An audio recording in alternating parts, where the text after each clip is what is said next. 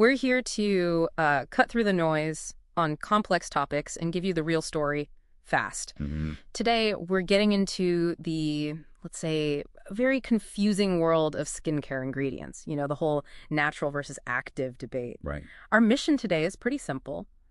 Cut through that marketing hype and give you the science-backed info you need so you can make smart, safe choices for your skin. No more guesswork. Exactly. It's about understanding the real science, not just the buzzwords on the bottle, Yeah. because that understanding, that's key to figuring out what products actually work and are safe for your specific skin. Okay, so let's start with natural ingredients. Feels like they should be gentle, right? Sure. It sounds so reassuring. It does, yeah. That's the perception. But here's where it gets interesting. Turns out the term natural, well, it doesn't actually have a single agreed upon legal definition, like at all. No, it doesn't. And that regulatory gap, it's kind of huge. It basically opens the door wide open for greenwashing. Ah, greenwashing. So making things sound more eco-friendly or pure than they are. Precisely. Brands can easily make you think you're getting something super pure and gentle. But here's the real shocker. Okay. Despite that wholesome image, some studies, they show that over 94% of products labeled natural can contain at least one known contact allergen. Wait, 94%. Sure. Seriously, 94. Often things hiding in fragrance mix or even certain essential oils. Wow. Okay, so natural isn't a green light for sensitive skin then, maybe even the opposite sometime. It definitely doesn't automatically mean safe, particularly if your skin reacts easily. So that's the natural side. Right. Now, on the other hand, you have active ingredients. These are much more defined. How so? Well, they're typically ingredients that have been clinically studied, sometimes even FDA approved, Oh, okay. to target specific skin issues. Think wrinkles, acne, pigmentation, that sort of thing. Retinoids are a classic example, often called the gold standard for skin rejuvenation. So actives are powerful. Does that mean more is always better? Like, should I just find the highest percentage possible? Good question.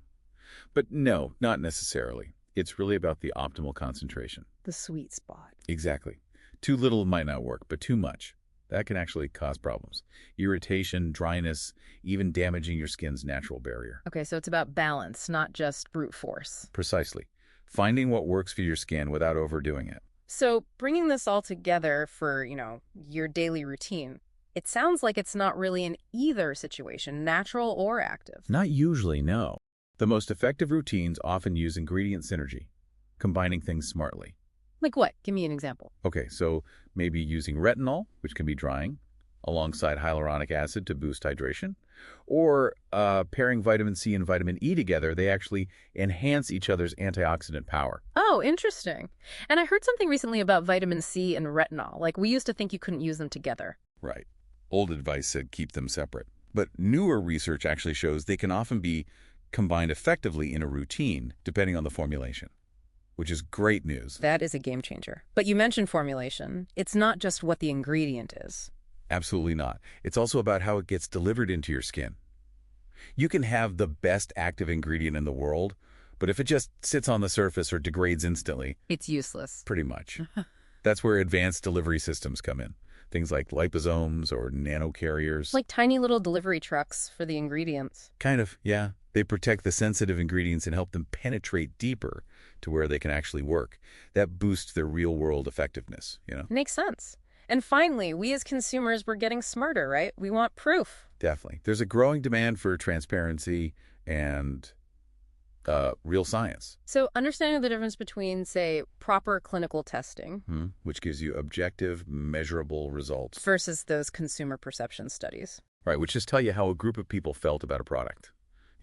My skin felt smoother. Which sounds good, but isn't hard data. Exactly. Brands might use perception studies because they're cheaper, easier, but you really deserve to see the actual clinical results when possible. Okay, so wrapping this up. Next time you're looking at a skincare product, pause for a second. Ask yourself, is that natural label really about safety and effectiveness? Or is it maybe just marketing, potentially hiding irritants? And on the flip side, if it's packed with actives, is it formulated well? Does it have a smart delivery system? Or is it just a high percentage number that might actually be too much for your skin? It's about looking deeper than the label. It really is. So the big question we want to leave you with is this.